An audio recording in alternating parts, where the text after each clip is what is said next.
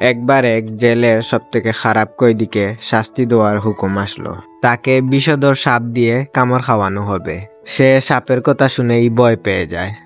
তারপর তাকে একটি বন্দিঘরে নিয়ে তার হাত পা বেঁধে চোখ কাপড় দিয়ে বেঁধে দেয়, যাতে সে কিছু না দেখতে পারে। সে ওই বন্দিঘরে সাপের কথা চিন্তা করে ভয় পেয়ে কাঁপতেছিল। আর তার এই অবস্থা দেখতেছিল দাঁড়িয়ে দুইটি পুলিশ চিন্তা করলো তার কাছে গিয়ে তাকে নাড়া দিলে হয়তো সে একটু স্বাভাবিক হবে।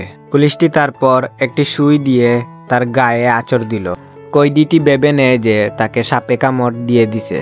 সে অনুভব করতে লাগলো তার শরীরে সাপের বিষ ছড়িয়ে যাচ্ছে। তারপর সে মাটিতে পড়ে যায়।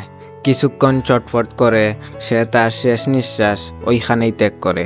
সে সাপের কামড় না খেয়েও তার বিশ্বাসের কারণে সে তার শাস্তি ভোগ করে।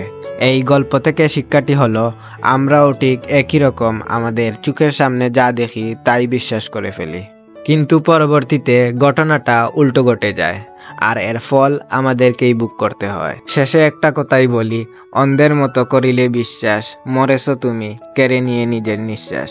ভিডিওটি ভালো লাগলে সাবস্ক্রাইব করে পাশে থাকতে পারেন। ধন্যবাদ।